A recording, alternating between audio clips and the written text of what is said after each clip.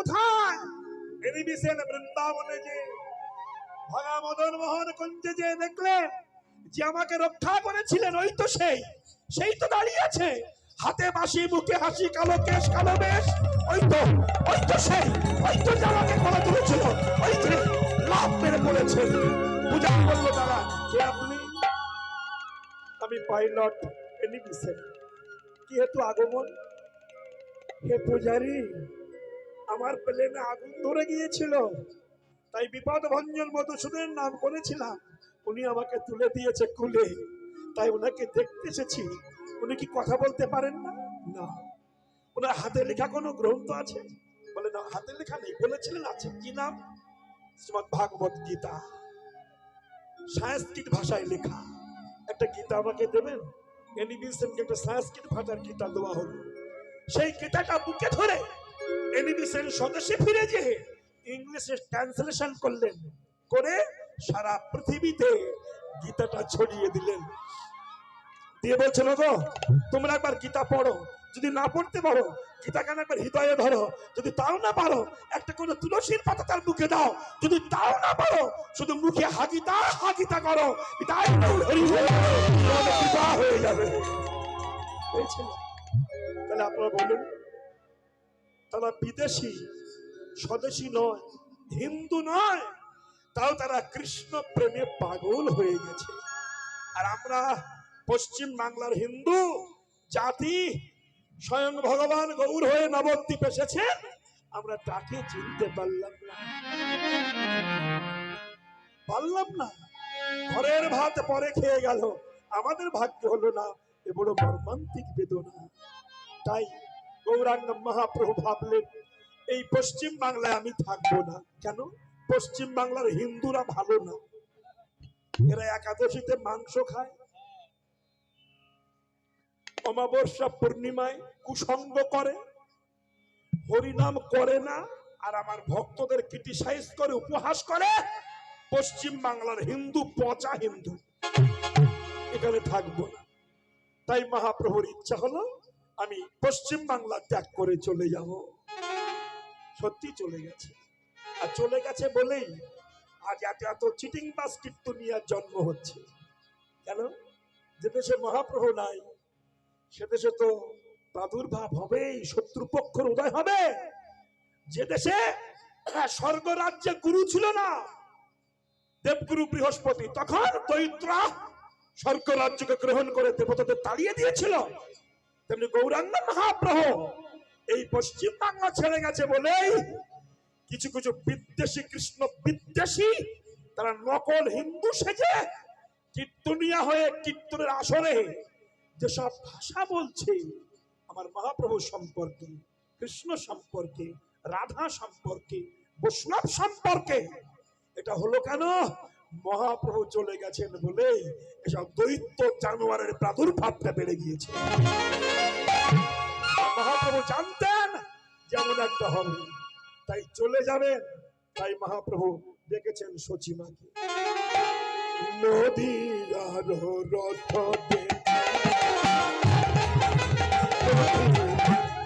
সচিমারে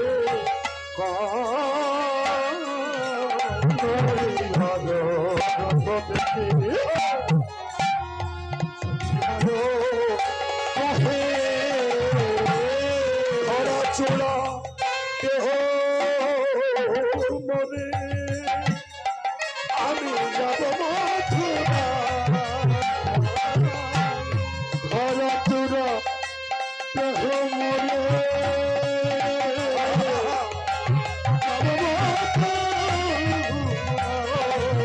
আমি আর নবদ্বীপে থাকবো না, নবদ্বীপে থাকবো, আমি লীলা চলে যাব চলে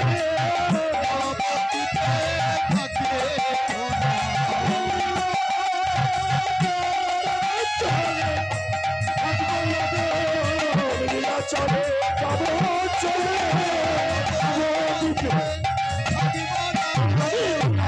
চলে যাব চলে রাধে বলবো চলে যাব চলে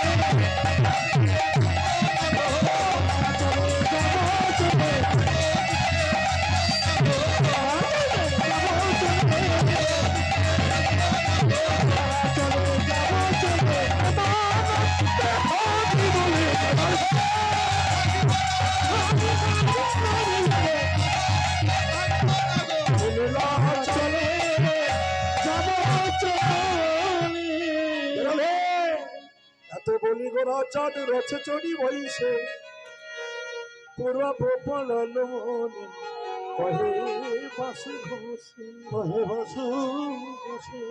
মহাপ্রভু বিলম্ব না করে নবদ্বীপে যে রথ ছিল, জগন্নাথের রথ হতো, সেই রথের উপরে বসে পড়েছে।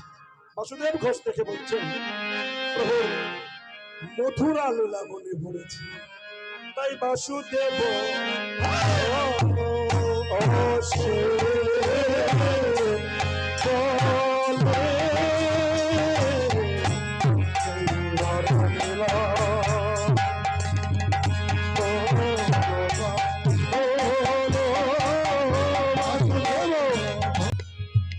পরবর্তী এখনো ভালো ভালো দল আছে। আমি রাধাপদ ঘোষ ঘোল টেনে যাচ্ছি, মাখন পরে আসছি।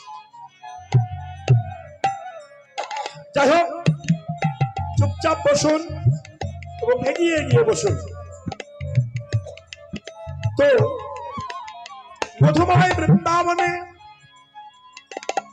ভগবানের লীলা, অকৈতব কৃষ্ণ প্রেম জল জম্বু নদহেম। এ প্রেম নিলোকে না হয়, যদি হয় ইহার যোগ, তবে না হয় বিয়োগ, বিয়োগ হইল কবু না যায়। এই অকৈতব কৃষ্ণ প্রেম আমার মতো একটি আকাট মূর্খ টিপাটিপি করো না, বর্ণনা করে আপনাদের চিত্তে আনন্দ প্রদান করব এমন পণ্ডিত ব্যক্তি আমি নই। তথাপিও গুরু কৃপা করে যতটুকু বলাবেন আমি প্রাণপণ চেষ্টা করব, যদি আপনারা চিত্ত নিবেশ করে শ্রবণ করেন। আজ যে পালাটি শোনাচ্ছি উচ্চ মার্গের পালা। এসব পালা আমি অহংকার করছি না, উপস্থিত কোনো কীর্তনিয়া করে না। কিন্তু বেলা 12টার সময় প্রত্যেক বছর আমি এখানে এক পালা করে গাই, কারণ আর এক পালা ধরতে হয়, যে যার জন্য এই সময় গাই। মধ্যাহ্নকালীনে অনেক ভক্তবৃন্দ আপনারা এসেছেন, আপনাদের ধৈর্যকে আমি প্রণাম জানাই, শ্রদ্ধা করি। যে এই প্রখার রৌদ্রের তাপে না খেয়ে না দিয়ে হরিকথা শুনবার জন্য বসেছেন, একটু আমি কৃতার্থ আপনাদের ভজন দেখি, ভক্তি দেখি। তো যে লীলাটি শুনবো, এই লীলাটির নাম হচ্ছে অক্রু সংবাদ লীলা। অক্রু সংবাদ শ্রীমদ্ ভাগবত। এই অক্রু সংবাদটা মহাজনী পদের সঙ্গে আছে। খুব কঠিন, খুব বিরহ দশার গান। কোন চ্যাংড়া রস নাই, হাসি হাসা নাই। কেন? এখানে বললাম ভক্তের সমাবেশ বেশি, যার জন্য ভক্তি মার্গের গান গাওয়ার ইচ্ছা হলো। আমাকে দেবু বলছিল যে বাবু বিষ্ণুপ্রিয়ার অন্তর্ধানটা শোনান। আমি বললাম অনেক লোক শুনেছে। তারপরে পুতুল খেলা পূর্ব রাগটা শোনান, ও শুনেছে। নতুনত্ব কিছু শোনা যাক। আমরা তো শুধু জানি যে হিন্দু ধর্মে রাধা কৃষ্ণ শুধু রাসলীলা করেছে, লেডিস জেন্টস নাচানাচি করেছে, প্রেম করেছে, এইগুলোই জানি। কিন্তু শ্রীমদ্ ভাগবতে যে কত অপূর্ব অপূর্ব লীলা আছে ভগবানের, সেগুলো আমরা শুনতে পারি না, শুনি না, কেউ শোনায়ও না। তাই বলবো মা, এই লীলাটির নাম হলো অক্রুশ সংবাদ। পালা আরম্ভের প্রারম্ভে আমি একটুখানি বিষয়টা আপনাদের সঙ্গে বলবো, ছোট্ট করে বলবো, বেশি নয়। জানেন, আস্তে, নো সাউন্ড, কথা বলবে না। যে সাউন্ড চালাবে সে সাউন্ড করবে না, সে সাউন্ড দেবে। তাহলে বিষয়টি কেমন আপনারা জানেন? দেবকীর গর্ভে, অষ্টম গর্ভে পুত্র আসবে। কংস দেবকীকে যখন নিয়ে যাচ্ছে, না অতদিকে যাচ্ছিল, ছোট করে বলছি, দৈববাণী হয়েছিল যে কংস, তুমি যে ভগ্নীকে এত আনন্দ সহকারে নিয়ে যাচ্ছ, ওই ভগ্নীর অষ্টম গর্ভের সন্তান তোমার প্রাণ হন্তা হবে। তার হাতে তোমার প্রাণ চলে যাবে। এ কথা কংস জেনেছিল। আস্তে আস্তে আস্তে জেনে খুব চিন্তিত হলো। সমস্ত রাক্ষস রাক্ষসী অসুর অসুরিনী সবাইকে ডেকে এক জায়গায় করা হলো। শয়তান মানুষের কাজ। যখন করা হলো চিন্তা করছে না কোন উপায় কি কি হবে। তাহলে যার গর্ভে সন্তান আসবে তাকে যদি কারাগারে রেখে দেওয়া যায়, বসুদেবকে রাখা যায়, উভয়ের মিলন হবে না, সন্তান হবে না। আমরা জানি দেবকীর গর্ভে কৃষ্ণ এসেছে ভুল, এই কথা অনেকে জানেন না আপনারা। ভগবানের কোনদিন জন্ম হয় না, মৃত্যু হয় না, অক্ষয় অক্ষয় অবিনশ্বর, তার জন্ম নাই, তার মৃত্যু নাই। যদি বলেন ওই যে দেবকীর গর্ভে জন্মেছিল, ভুল। সূর্য আছে, আজ সকাল 6টার সময় সূর্য উদয় হয়েছে, সন্ধ্যাবেলা অস্ত যাবে, তাহলে কি বলবেন যে সকালবেলা সূর্য জন্মিয়েছে সন্ধ্যাবেলা মরে গেছে? না, সূর্য ছিল, আছে, থাকবে, প্রত্যেক দিন যাবে আসবে, আবির্ভাব বলা হয়। ঠিক তেমনি ভগবান ছিলেন, আছেন, থাকবে, আসবে, যাবে, তার মরণ নাই, তার জন্মও নাই, তিনি অজনী সম্ভাবা। প্রতিজ্ঞা ছিল কৃষ্ণ অবতারে, যখন সতীপা কৃষ্ণী সাধনা করেছিলেন 10,000 বছর। মা বলো কি বল চাও? কৃষ্ণী বলেছিল বাবা তোমার মতো একটা পুত্র সন্তান চাই। ভগবান বললেন আমার মতো তো জগতে কেউ হয় না মা, এটা সম্ভব নয়। কৃষ্ণ বলল তাহলে বর চাই না, তুমি কথা দাও তুমি আমার কাছে আসবে। কথা দিয়েছিলেন আমি যাব।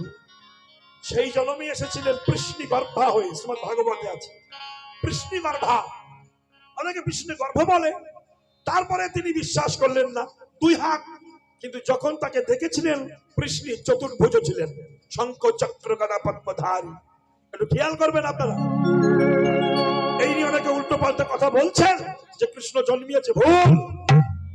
যখন চতুর্ভুজ রূপ দেখেছিলেন কৃষ্ণ অবতারে, এই যে দেখলো কৃষ্ণ গর্ভা সন্তান হলো, তার 4 হাত ছিল না, 2টি হাত ছিল।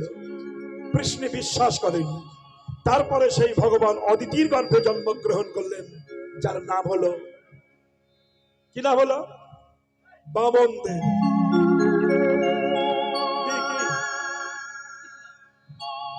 বামনদেব। এই বামনদেব এই বাইনের বাজনা শুনে 50-50 ওই বাবা দিয়েছে। হরে কৃষ্ণ। আচ্ছা আচ্ছা, তাই তাহলে বিষয়টি কেমন হলো? কৃষ্ণিকার ভাষতে আসতে একটুখানি বলি, দরকার আছে। এই নিয়ে অনেক অপসিদ্ধান্ত হচ্ছে, আমি ইউটিউবে দেখি। এখানে তো অনেক ইউটিউব বসেছে, এখন কিছু কিছু ইউটিউবওয়ালা আছে, ওই শত্রুপক্ষের ইউটিউবওয়ালাও আছে এখানে 2-1 জন। তাদের কাজ কি জানেন? তারা ভালো কথাগুলো বাদ দিয়ে দেয়। আমি হয়তো বলছি শ্রীকৃষ্ণ ভগবান, সে গোপীদের বস্ত্র চুরি করলো, সে কিসের ভগবান? আমি বলছি, পরে বলছি এটা কিন্তু ভুল বুঝছেন আপনারা, সে বস্ত্র চুরি করেনি। কিন্তু এই কথাগুলো বাদ দিয়ে শুধু ওইটুকু ধরে নিল। রাধাপদ ঘোষ বলছে শ্রীকৃষ্ণ বস্ত্র চুরি করলো, কিসের ভগবান? এই মালটা কেটে শুটে লোকের মাঝখানে ছড়িয়ে দিচ্ছে। আপনি বলছেন তো রাধাপদ বাবু বলেছে, অসুবিধা কোথায়? এই যে ইউটিউব যারা সবাইকে বলছি না, 2-1টা খচ্চর মাল আছে বেশি, এই করছে বসে বসে, তারাই সর্বনাশটা বেশি করছে। যাই হোক, ইউটিউব খুব ভালো জিনিস। আমাদের আমলে কোনো ইউটিউব ছিল না, তো 2 দিন আগে এলো। আর যত ভুইফর কীর্তনিয়া আর যত ভালো মন্দ কীর্তনিয়া, সবের আবির্ভাব হয়েছে। আমি বলবো সব কীর্তনিয়া গুলোকে ইউটিউব যারা করছে এদেরকে প্রণাম করা। কেন? এরা যদি না আসতো তোমাদের প্রচার কিন্তু হতো না, তোমাদের পেটে ভাত যেত না, এটা সত্য কথা। তাদের জন্য হচ্ছে। তবে ইউটিউব ওয়ালাকে চাই বেঁচে থাক, কিন্তু বাবা তোরা বাজে কথাগুলো বলিস না, একটু ভালো ভালো কথাগুলো জগতে সাপ্লাই কর, তোদের লোক বুঝুক যে না ভগবান লীলা বড় পবিত্র। আমি তাই বলবো, জন্মগ্রহণ করলেন অদিতির গর্ভে বামনদেব রূপ ধারণ করে কৃষ্ণ, বিশ্বাস করলেন না? দিদি বিশ্বাস করলেন না? দিদি বিশ্বাস করলেন না যে এই ভগবান? কেন চতুর্ভুজ রূপে দেখেছিলেন কৃষ্ণ অবতারে। ভগবান বললেন বিশ্বাস তো করছে না, তাইতে যখন আর একটুখানি বিজ্ঞান ভিত্তিক কথা বলি, আপনার ভাগবতে দেখেছেন যে কংস দেবকীকে এক ঘরে রেখেছিলেন আর বসুদেবকে আর এক ঘরে রেখেছিলেন, মাঝখানে পাটিসান। আর সে পাটিসান তো একটা দুটো নয়, 30 ইঞ্চি। কি 30 ইঞ্চি দেওয়াল চওড়া, যা আপনি দেয়াল ভাগ করে ভিতরে গিয়ে কুলুকুলু করবেন তাহলে ওটা সম্ভব না। বিশাল ব্যাপার। এবং বুকে ছিল পাথর চাপানো, এটা শ্রীমদ্ ভাগবতে আছে। আমার প্রশ্ন এখানে, বুকে পাথর চাপানো থাকা সত্ত্বেও, বিভিন্ন ঘরে মাঝখানে পাটিসান থাকা সত্ত্বেও, লোহার শিকলে শৃঙ্খলে বর্ধিত থাকা সত্ত্বেও কি করে উভয়ে মিলন হয়? আর কি করে দেবকীটা গর্ভবতী হয়? কি করে বসুদেবের ঔরসে কৃষ্ণের জন্ম হয়? বল, তার কোনো জন্মই নাই, তার কোনো মৃত্যুই নাই। সে সূর্যের মতো আছে, ছিল, থাকবে। এইবার যখন তিনি এলেন তখন দেবকী অচৈতন্য, শেষলেস।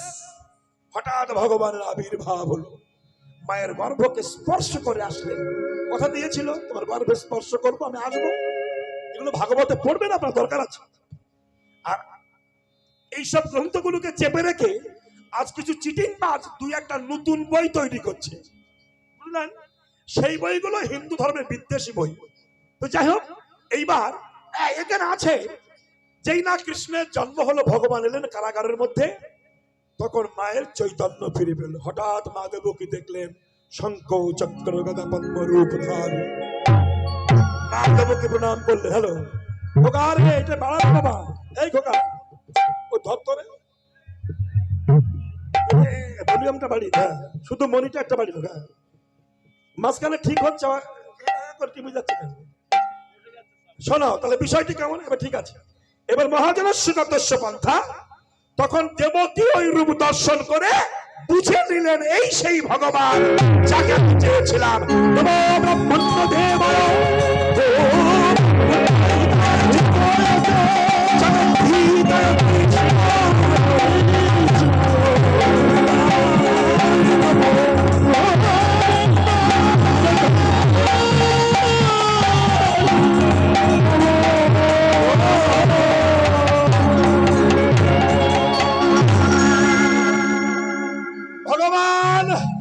দেখবেন ভাগবতে আছে, চতুর্ভুজধারী কৃষ্ণ বিষ্ণুদেব তার ডান হাত থেকে জ্যোতি মায়ের কোলে যেয়ে পড়েছে। দেখেছেন?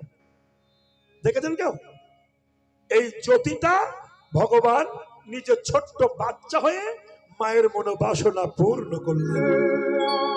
সেই বাচ্চাটা মাথায় নিয়ে বসুদেব নন্দালয়ে গিয়েছিলেন। এর অনেক কাহিনী, আমি ওদিকে বলতে চাচ্ছি না। যখন গেলেন, এইবার বসুদেব যে কৃষ্ণকে রেখে দিলেন কার কাছে? তখন যশোদার যমজ সন্তান হয়েছিল। বিশুদ্ধ গৌড়ীয় ভাগবতে লেখা আছে, দেখবেন যশোদার দুটি বাচ্চা হয়েছিল, একটি ছেলে আর একটি মেয়ে। যখন বসুদেব যে যশোদার কোলে যে ছেলে ছিল, ওই ছেলের কাছে বসুদেবের ছেলেকে শুইয়ে রেখেছে, নন্দ রাজার ছেলের দেহের সঙ্গে বসুদেবের বাসুদেব অ্যাটাচড হয়ে গেছে, মানে গর্ভে চারা হয়ে গেছে। আর ওই যে মেয়েটি ছিল, ওকে তুলে এনেছে কে? ইনি হলেন যোগমায়া, দুর্গা, দুর্গতি নাশিনী। একে অনেক নাম বলা হয়। এই যোগমায়াকে তুলে এনে অষ্টভুজা মাকে যখন কংস দেখলো, আছাড় মারতে গেল, উড়ে যেয়ে বলল, কংস তোমাকে বধিবে যে। তারপরে কি যেন মনে নাই, হ্যাঁ বোম্বে না, গোকুলে বাড়িতে সে। বাবা সব কথা মনে আসে না, এখন বয়স হয়েছে তো। সত্যি বলছি, আস্তে আস্তে। এই যে মায়েরা তোমাকে বধিবে যে, গোকুলে বাড়িছে সে। ব্যাস, হাত থেকে একেবারে গ্যাস বেলুনের মতো উড়ে গেল। গ্যাস বেলুন দেখেছেন তো, ছাড়া পেলে ভাগ করে উড়ে যায়, ওরা মরে গেছে। উড়ে যে দৈববাণী করে দিয়েছে, বংশের আর ঘুম নাই, সর্বক্ষণ কৃষ্ণ চিন্তা। এই যে বাবা, এটাও ভালো লক্ষণ। এই জন্য ভগবান যা করে সেটি মঙ্গল। কংস সর্বক্ষণ কৃষ্ণ চিন্তা করে। সমস্ত সূত্রের টাকা হলো গোকুলের সমস্ত শিশু, নব জাত শিশু সবাইকে ধ্বংস করে। চলে গেলেন কে? পুতনা রাক্ষসী। সর্বপ্রথম আছেন নাকি পুতনা এখানে? কেউ কেউ নেই তো? পুতনা মানে কি জানেন? আমি বলেছিলাম একটু আগে যে কীর্তন, হিন্দু ধর্ম হচ্ছে তিনটে সাইড নিয়ে বুঝতে হয়। একটা আধ্যাত্মিক, আদি ভৌতিক, আদি দৈবিক, তিনটে সাইড নিয়ে বুঝতে হবে। পুতনা মানে পুত মানে পবিত্র, না মানে না। যিনি পবিত্র না তিনি হলেন পুতনা। এই পুতনা কার মেয়ে ছিল? ইনি ছিলেন বলি রাজার কন্যা রত্নাবলী।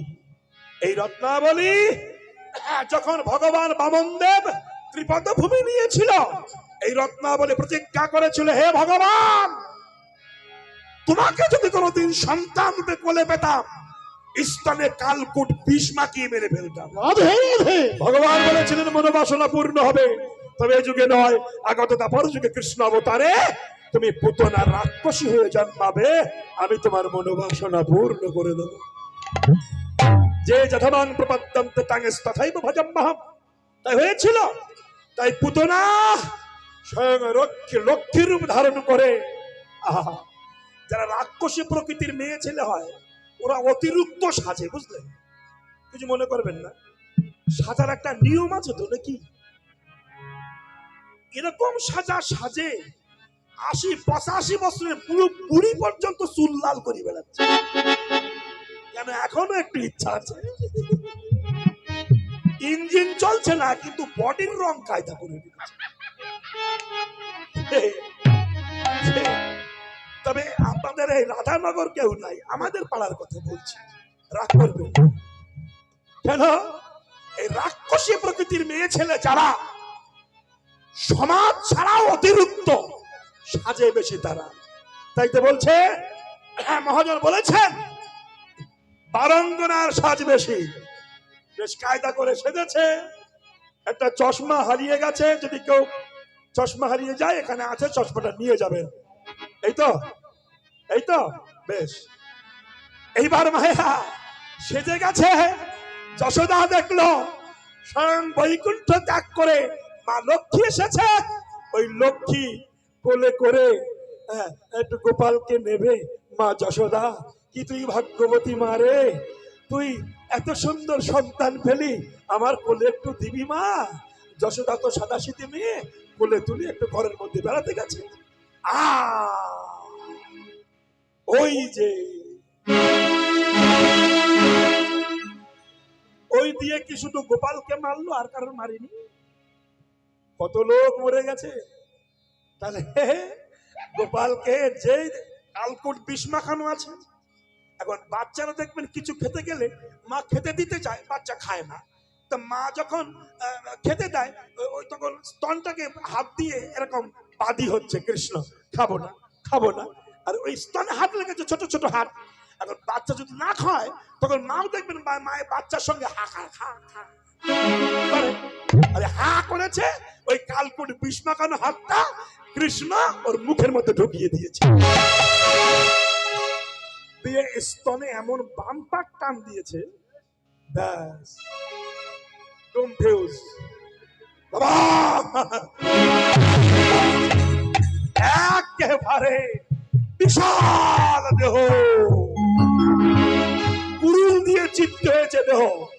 সেই দেহ যখন পোড়ানো হলো, ও মায়েরা, দেহ যখন পোড়াচ্ছে, পোড়ালে পোড়া গন্ধ, মৃত্যু গন্ধ হয়। কিন্তু পুতনার দেহ থেকে পোড়া গন্ধ নয়, চন্দন গন্ধ বহির প্রকাশ হচ্ছে। প্রশ্ন বলছে কেন? বলছে রাক্ষসী হলেও মৃত্যুকালে আমার গোবিন্দ স্পর্শ হয়েছে, সেই দেহ চন্দনে পুতনা শেষ। অনেক অসুর, অঘাসুর, বকাসুর, শকাটাসুর, কত অসুর শেষ হয়ে গেল। আর অসুর হাতে নাই, সব শেষ, সব শেষ। এই যে বৌমা, যাদের নিয়ে আমি পার্টি করে বেড়াই, যাদের জোরে আমার জোর, তারা যদি সব জেলখানায় থাকে, তা আমি গান গাইবো কি করে? কি বলে, আমার পার্টি চলবে? অন্যদিকে ভাববেন না, আমি আমার পার্টির কথা বলছি, বলুন থাকবে কিনা? তাহলে এক এক করে শত্রুপক্ষ সব শেষ, দৈত্যকুল সব শেষ, এইবার কংস একা। তখন ভয়, এত বড় বড় অসুর, তারা সব চলে গেল, আমি বংশধর কাছে থাকতে পারবো না, আমার তো মৃত্যু সম্মুখে এসেছে, একটুখানি বলো, সবাই প্রাণ যখন টেনে নিচ্ছে, ও আমারও প্রাণ টানবে, আমাকে কেউ রক্ষা করতে পারবে না। পালঙ্কে শুতি আছে কংসের প্রভু, প্রহরী সব দাঁড়ে দাঁড়ে দিয়ে রেখেছি, যেন কেউ না ঢুকতে পারে, সাবধান। কিন্তু মা, ওই লোক লোক লোক লোক লোক লক্ষণদর নাকি ওই মনসার শ্বশুরের নাম কি ছিল? মনসার স্বামীর নাম কি ছিল? হ্যাঁ, লক্ষিন্দর, তাই তো ছিল। চার সপ্তাহ শ্বশুরের নাম, তাই লক্ষিন্দর। হ্যাঁ লক্ষিন্দর, তাই তো নাকি? নাকি বেহুলা, বেহুলা, বেহুলা, মনসার দূর ভুল হলো, বেহুলা। দেখে তো ব্রেন আর কাজই করে না। দেখেছে, আমার এটা দোষ রকম দেখা দিয়েছে, কিছুদিন হচ্ছে। কেউ যদি টাকা পায় আমার কাছে বলে থাকে না, কিন্তু আমি যদি কারোর কাছে পাই,